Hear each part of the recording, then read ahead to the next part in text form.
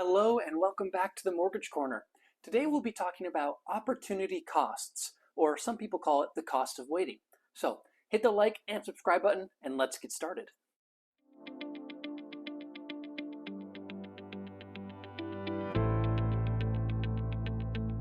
So what we're going to do today is look at two different buyers and their situations. Now on one hand we have Charles and on the other we have Eric. They are both looking at the same price point of $550,000. But they each plan to put 5% down, and they've each been approved for a 7.5% interest rate with a 2-1 buy-down program tacked on just to help with those first couple of years and their mortgage payments. So with all that said, the mortgage payment that they would get would be looking at $3,719, including their property taxes, insurance, and even a little bit extra for home repairs each year. And then the current rent for the exact same home, they would get it for $2,657. So after hearing their options and kind of weighing it out, seeing what they think would each work best for each one of them, Charles decides to buy the house. He wants to lock it down, move in. He wants a place to call his own. Eric, on the other hand, is feeling a little bit like, maybe I'm not quite ready. I'll just rent for a while. So Charles spends the agreed upon amount for the mortgage, and Eric is spending that $26,500 for the rent. In that first year, Charles spends about $44,500 over the year. Eric spends about just under $32,000 for the year. Something else to consider is Charles has the appreciation going for him. He owns the home, right? And the historic average for appreciation is 4.8% a year. So in that first year, his house becomes worth about $33,500 more than when he bought it. And he has the amortization gain, which means the amount of money he's been paying towards it is lowering the amount he owes on it. And so that's another like $6,500 from that year. So if you were to turn around and sell it after that first year, if you subtract like the amount he'd have to pay realtors and like closing costs, that kind of stuff, he's looking at about a net loss of $15,500 for that first year. Eric, on the other hand, he has spent about a little under $13,000 less than Charles because his rent was lower. And if he were to walk away from his rental, then he's at no loss whatsoever because he didn't put any money towards it. He's been putting less in every month. And so he walks away essentially scot-free. He is at no loss whatsoever. But now, if we move on to year two, it looks a little bit different now. Charles, his mortgage has gone up a little bit because remember, he had that 2-1 buy down. So the first year, his rate was 2% less. Second year, it's 1% less. So now his payment just a little bit higher. Now he's rocking a little bit over the $4,000 mark. Eric, his rent has gone up a little bit because the historic national average for rental going up is about 4.5%. So his rent's gone up to now $2,700. So now, in year two, counting year one and year two combined, Charles has spent a little over $93,000 and Eric has spent a little over $65,000. But now, with Charles' appreciation and his amortization, those numbers combined, and again, the selling of it, if he were to sell it at the end of year two, he's looking at a profit now. It's very small, but he's looking at a profit of $1,700.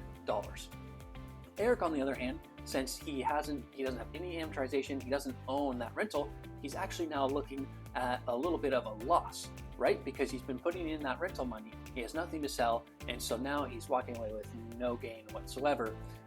He's still at that zero, so yeah, sure, he's maybe spent overall less, but once Charles sells that house, now he's actually made more than Eric.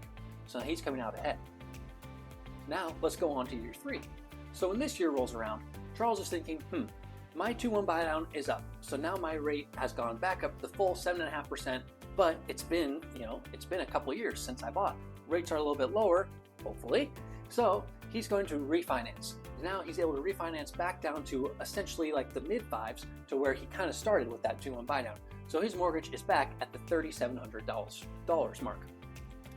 Eric, his rent is now up to $2,900. Still lower than Charles, but it's climbing up a little bit just with that 4.5% climbing each year if he stays on the average.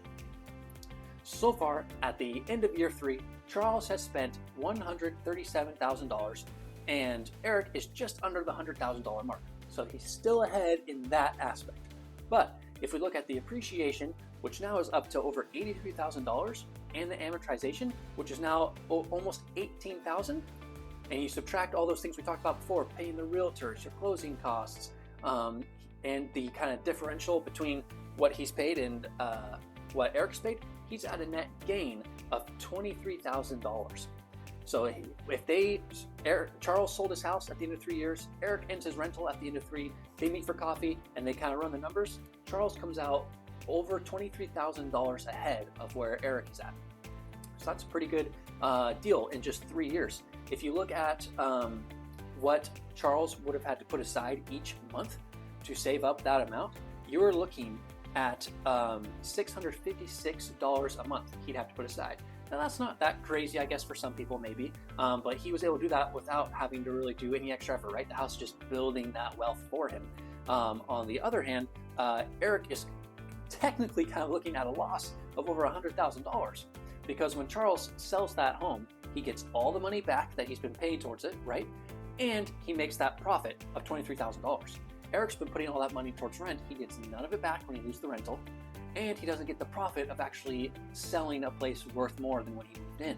So he's essentially sitting at $0, where Charles has gotten all that money back and he's made that profit. He can turn all that around to go buy another house or invest in something else. Just for fun, how about we look at what would it look like if they went all the way 10 years down the road, running kind of the same numbers and everything kind of stayed the same over all those years? What would the numbers be? Well, Charles, he would be at a net gain of $255,000. That's just crazy. For each month, he'd have to set aside $2,131 every month to be able to make that money. That's just money that's brewing in his pocket. He's just living in the home, and the home is something you need, right? It's a necessity. You got to live somewhere. And so that's something he's just kind of getting for free, you could almost say, right? He's just living in the home, paying his mortgage, but it's kind of growing on him. He's using his money, investing on himself. Eric now, he's looking at a loss of over $600,000 because he's been putting all this money towards rent, and the rent would have kept going up where the mortgage is staying the same or getting lower if you refinance. And when he goes to leave that rental after 10 years, he's got nothing to show for it except just all that rental income gone, going to his landlord. His landlord's happy, he buys more rental properties, but Eric, he's just out over $600,000 when you think of it in that way. And when you really view it that way, it's a huge, huge number to be out of as far as income goes. So something to remember too, if you're sitting there and you're thinking, well, maybe I should rent though for like 4 or 5 years because I want to just save up money and I'm not quite ready for it. I want to hit that 10, 20% down or whatever it is. Be sure to ask your lender to run some numbers for you. Find a lender to run numbers for you if you don't have one yet. And just look at the cost of waiting for if it's worth it to do that. Because Charles, he was saving all that money every month just by owning the home. So if you're not able to save that much compared to what the appreciation was of his home, then it doesn't really make sense, right? If your appreciation is saving you more than if you could save on your own, maybe it's worth to just buy now. And eventually those numbers balance out. If you're worried about mortgage insurance and all that stuff, you can always have the lender add those numbers in just to see how it all levels out.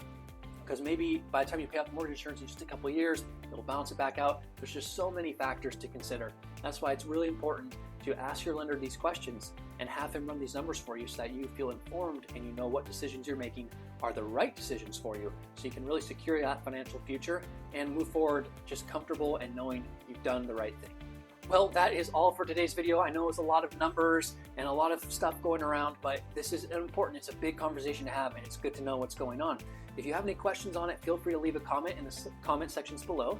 And if you have an idea for a future video or you just have something that you want me to talk about, just let me know. Maybe I'll make a video on it.